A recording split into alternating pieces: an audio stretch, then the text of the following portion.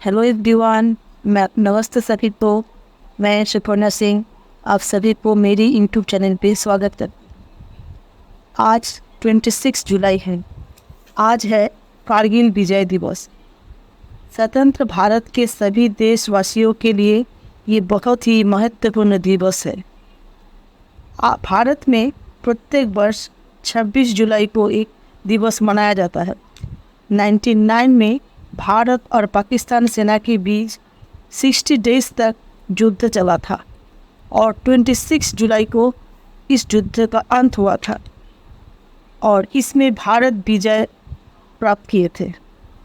कारगिल विजय दिवस युद्ध में शहीद हुए भारतीय जवानों के सम्मान हेतु ये दिवस मनाया जाता है। इस लड़ाई की शुरुआत 3 मई 1919 में हुई थी, जब पाकिस्तान ने कारगिल की ऊंची पहाड़ियों पर 5000 से ज़्यादा सैनिकों के साथ घुसपैठ कर कब्जा जमा लिया था। जैसे ही भारतीय जवानों को इसकी भनक लगी तो पाकिस्तानी सैनिकों ने खदेड़ने के लिए ऑपरेशन विजय चलाया गया। कारगिल युद्ध में लगभग 527 से ज़्यादा वीर योद्धाओं ने अपना प्राण की आहुति दिया और 1300 से ज़्यादा घायल हुए थे। युद्ध में 27,000 पाकिस्तानी सैनिक मारे गए और 750 पाकिस्तानी सैनिक जंग छोड़कर भाग गए। ये युद्ध 18,000 फीट की ऊंचाई पर दुर्गम पहाड़ियों पर लड़ा गया था। पाकिस्तान की घुसपैठियाँ और सेना ऊंचाई पर बैठे थे। चुनौतीपूर्ण परिस्थितियों, खराब मौसम, बहुत सीमित संसाधनों के साथ वापस अपना क्षेत्रों को पाना भारतीय सेना के लिए आसान नहीं था, लेकिन भारतीय सेना के अदम्य साहस और हिम्मत ने पाकिस्तानी सेना को दांत खट्टे कर दिए। युद्ध के दौरान Indian army officer captain Vikram Batra की बहादुरी और साहस को आज भी याद किया जाता है। इतिहास के पन्ने में हमेशा के लिए दर्ज हो गई है कारगिल की जीत। कारगिल जीत हर शहीदों की कुर्बानी को याद में हर साल 26 जुलाई को कारगिल विजय दिवस के तौर पर मनाया जाता है। भारत और पाकिस्तान के बीच सीमा संघर्ष विभाजन के बाद से ही जारी है। आए दिन LOC पर गोलीबारी होती रहती है। दोनों देश की सैन्य बल कश्मीर के लिए संघर्षरत रहता है।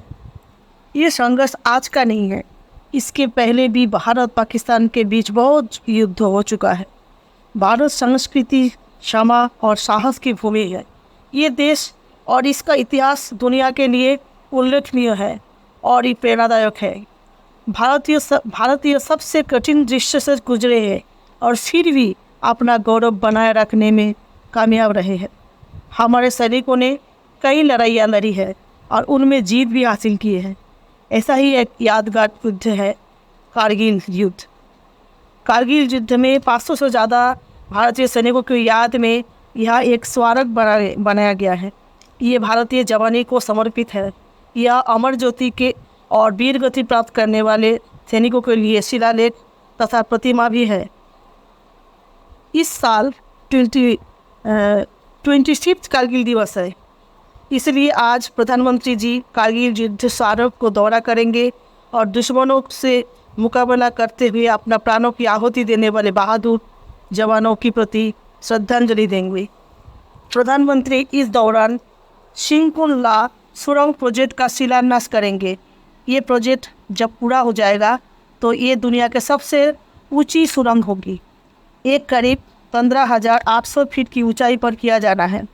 इसके तैयार होने पर लेह का हर मौसम में कनेक्टिविटी मिल जा सकेगी।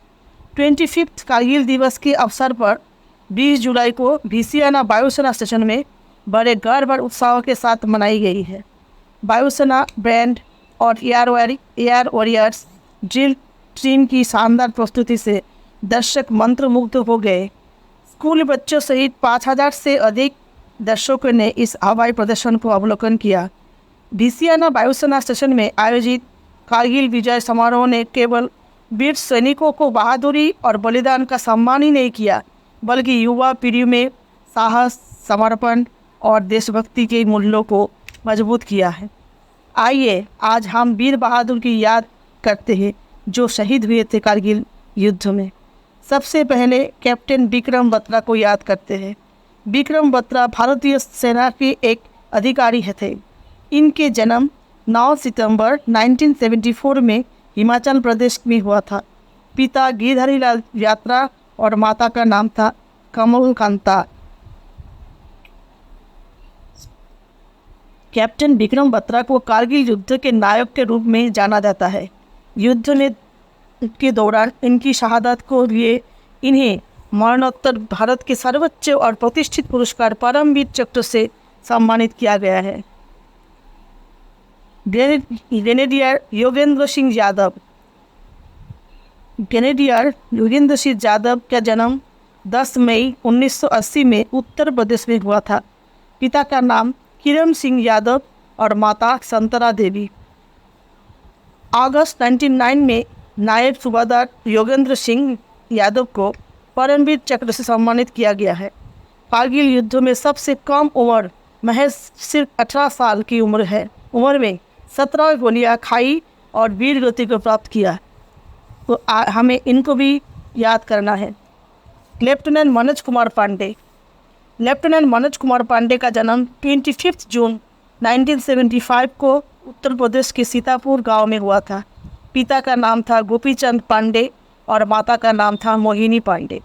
ये गोरखा राइफल्स की अधिकारी थी। आर्मी चीफ मनोज पांडे जी 31 में रिटायर होने वाले थे, लेकिन इससे पहले ही उन्हें एक्सटेंशन दिया गया था। उन्होंने असाधारण वीरता दिखाई और वीरगति प्राप्त किया और इस वीरता के लिए उन्हें परमवीर चक्र से सम्मानित किया गया है। लेफ्टिनेंट बलवान सिंह। इनका जन्म 17 अक्टूबर 1973 में हरियाणा में हुआ था। ये जाट रेजिमेंट से थे। कारगिल युद्धों के दौरान टाइगर हिल पर कब्जा करने के लिए सफल हमला का नेतृत्व करने के लिए उनके साहस के लिए Indian second highest award Mahavir चक्र से सम्मानित किया गया है। कैप्टन एन कैंगरू से ये 1974 का कोहिमा जिला नागालैंड में हुआ था।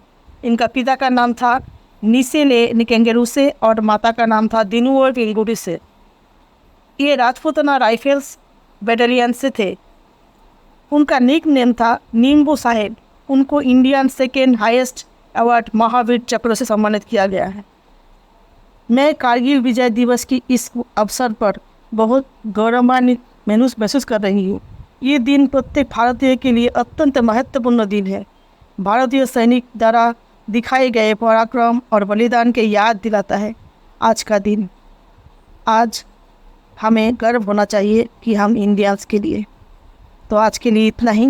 वंदे मातरम। जय हिंद। भारत माता की जय। ये मेरे वतन के लोगों जरा आँख में भर लो पानी, जो शहीद हुए हैं उनकी जरा याद करो कुर्बानी। ए मेरे वतन के लोगों जरा आँख में भर लो पानी, जो शहीद हुए हैं उनकी जरा याद करो कुर्बानी।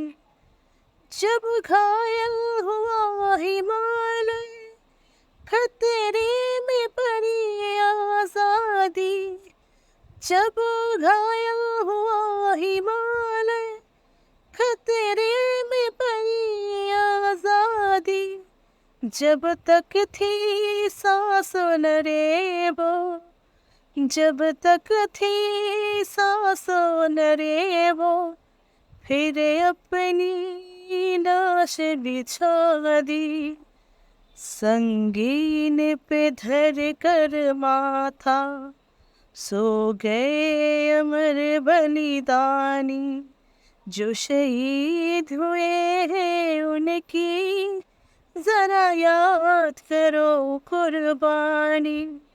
ए मेरे वतन के लोगों जरा आँख में भर लो पानी, जो शहीद हुए हैं उनकी जरा याद करो कुर्बानी।